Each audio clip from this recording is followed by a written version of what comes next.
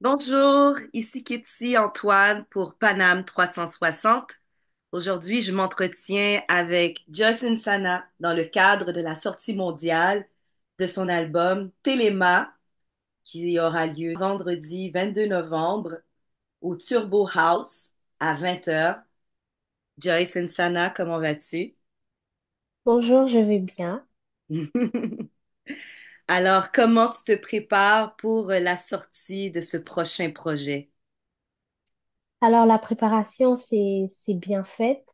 Elle s'est passée elle a commencé depuis quelques semaines déjà. Nous avons présenté un extrait de Télama la semaine dernière à Ottawa et cette semaine, c'est au tour de Montréal. Et on est très fébrile, on a hâte.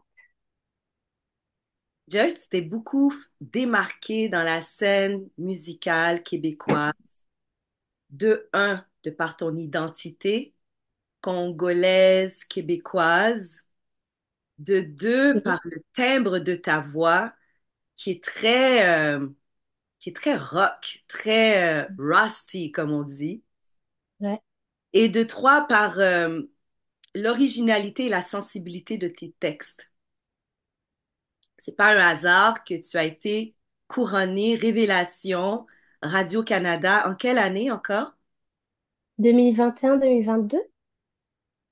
Et ça, c'était autour de la sortie de ton premier album. Oui. De quelle façon cet album se démarque de cette première présentation? Alors, Télama se démarque parce qu'il est déjà un projet, on va dire, un peu familial, parce que j'ai eu l'honneur et la chance de revoir mon père que j'avais pas vu depuis 10 ans, qui est finalement venu à Montréal et qui a participé à la composition de cet album-là. Évidemment, il y a ma sœur Loïc Sana qui m'accompagne sur scène, qu'on n'a pas vue pendant un an puisqu'elle était en train de porter la vie et qui a participé à l'album, qui va faire son retour sur scène ce soir même, depuis son accouchement. Et donc, cet album-là a une connotation très famille. C'est aussi un album, je me rends compte, qui me ramène vers mes racines congolaises, plus précisément par la langue Congo qui est utilisée massivement dans l'album, plus que d'habitude. C'est vrai qu'il y a le français, il y a l'anglais, il y a le lingala, mais le kikongo prend une place particulière puisque c'est ma langue paternelle. L'album s'intitule Téléma. Qu'est-ce que ça veut dire? Telama ou telema? Telema On en dit lingala ou Téléma, tela. Téléma, comment? Est-ce Oui, que je me suis trompée? non, pas du tout parce que c'est la même chose. Telema, c'est en lingala et telama, c'est en kikongo. Et ça veut dire la même chose, ça veut dire lève-toi. Et la phrase, en fait, c'est telama wadiata qui veut dire lève-toi et marche. Pourquoi Et t'as c'est comme choisi, un... pourquoi t'as choisi? J'ai choisi ce titre-là parce que Telama, pour moi, c'est comme un cri de ralliement qui nous invite, tous autant que nous sommes, à emprunter les chemins qui ont été tracés par ces personnes-là qui sont venues avant nous et qui ont tracé ces chemins pour que nous soyons là. C'est une façon de les remercier, de ne pas les oublier, de se souvenir de là d'où on vient.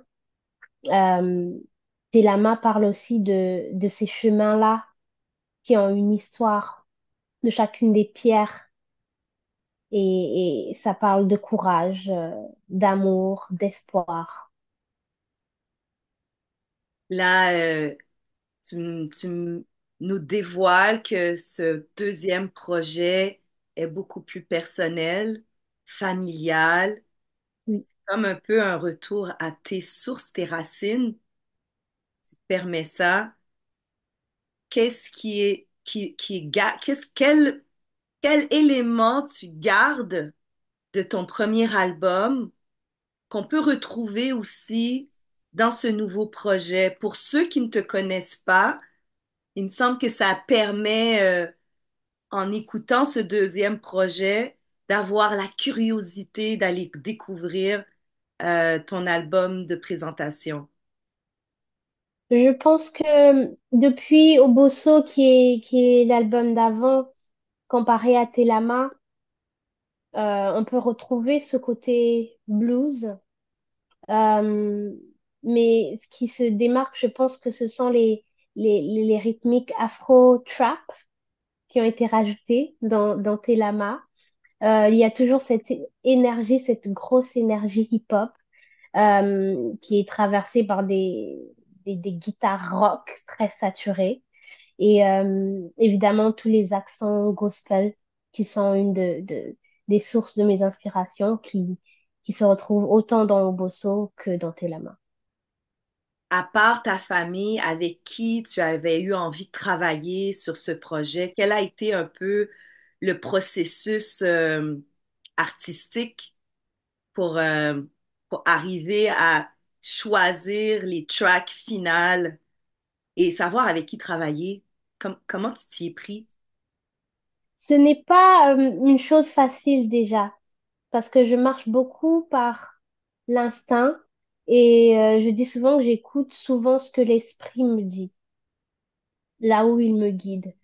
Euh, je crois en ça et il y a cette personne, ce producteur qui s'appelle Noël Piazza, avec qui j'avais déjà travaillé sur d'autres projets, qui est d'ailleurs aussi un batteur, un bon batteur, avec qui je travaillais sur scène, mais j'avais jamais travaillé en production avec lui.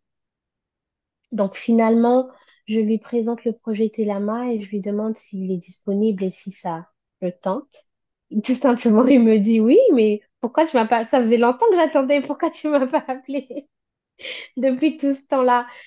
Et bah, j'imagine que chaque chose en son temps, il s'avère qu'il était disponible, plus que disponible et prêt à embarquer dans cette nouvelle aventure qui était Télama. Et voilà. Magnifique. Et quels sont les défis qui accompagnent le fait de travailler avec la famille, avec ton père, ta sœur, des gens que tu aimes? Je suis convaincue que ça provoque beaucoup de lumière, beaucoup de belles surprises, mais aussi des beaux défis. Est-ce que je me trompe? Oui, non, tu te trompes pas du tout. Les défis sont toujours là. Et avec la famille, bah, évidemment, c'est plus personnel. J'ai deux petites anecdotes qui concernent mon père et ma sœur, justement, sur l'une des chansons. Alors, je compose un petit peu en français, en anglais, et j'ai vraiment besoin que mon père puisse traduire dans un Kikongo ancien, on va dire, puisque souvent il me dit, mais vous parlez le Kikongo urbain, parce qu'il y a du français et de l'anglais là-dedans. Et finalement, je lui dis, bon, pour moi, ça sonne comme ça. Il me dit, non, non, non, ça ne fonctionne pas. Je dis, mais pourquoi? Parce que, papa, on est en 2024. Et il dit, non, il y a des choses qui ont été faites, établies comme ça avant que tu sois né, avant que moi je sois née, et qui resteront comme ça après toi et après tes enfants.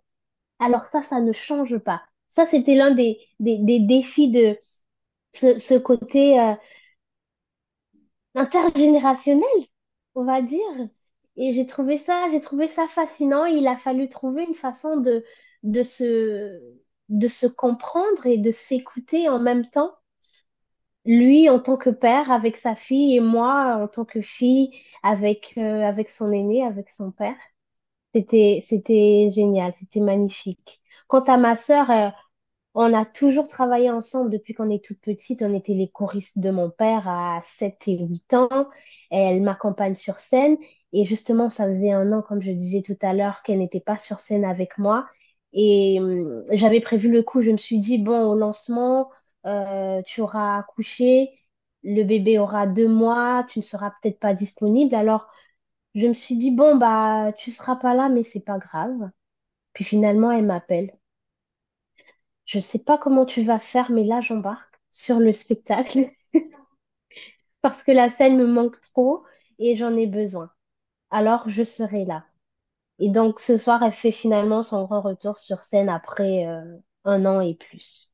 Magnifique. Je suis vraiment contente d'entendre ça parce que je suis une mélomane de nos musiques urbaines d'ici et j'ai été rencontrée artistiquement en te voyant sur scène, accompagnée de ta sœur. Donc, ça va Mhm. être magnifique ces retrouvailles sur scène lors du lancement.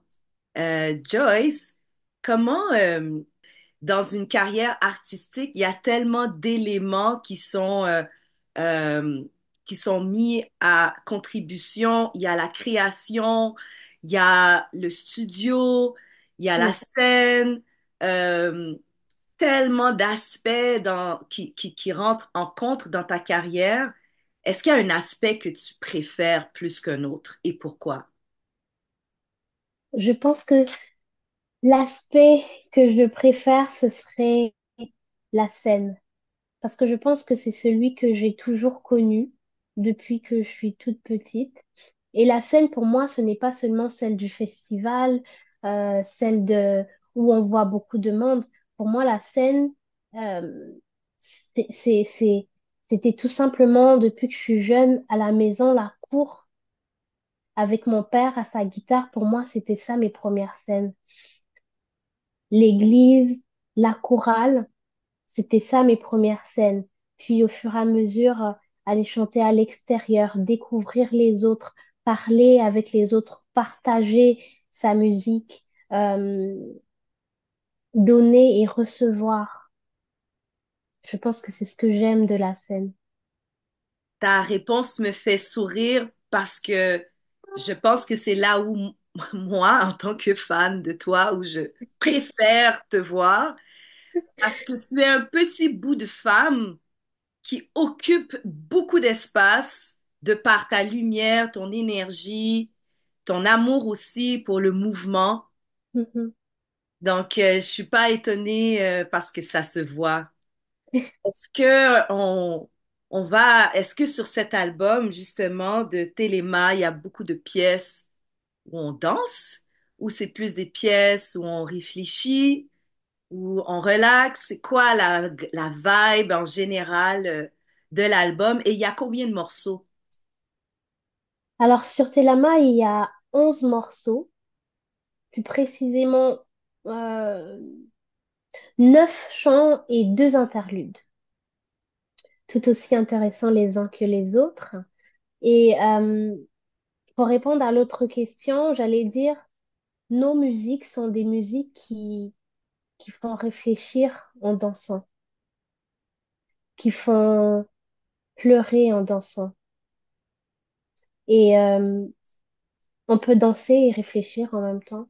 On peut danser et être triste. On peut danser et ressentir de l'empathie, de la compassion pour les uns et pour les autres. Et c'est ce que Télama fait, Télama, si je me souviens bien, tu m'as dit ça veut dire se relever, exactement, se lever. se lever. Donc, quels thèmes sont abordés?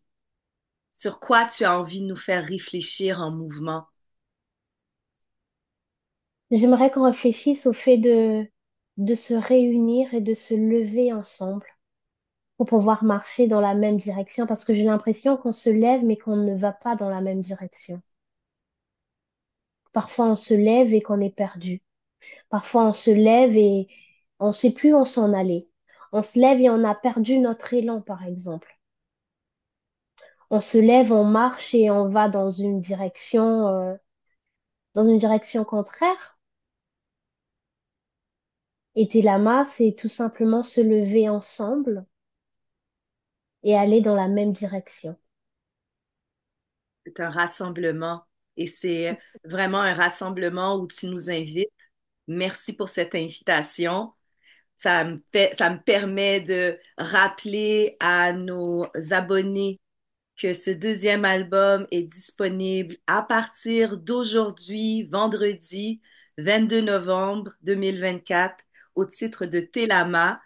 Joyce Nsana, merci beaucoup pour ce moment et cet échange. Merci à toi, Katie. Merci pour l'invitation. C'est toujours un plaisir. Alors, c'était Kitty pour Paname 360. Je te dis à très bientôt et bon succès. Merci.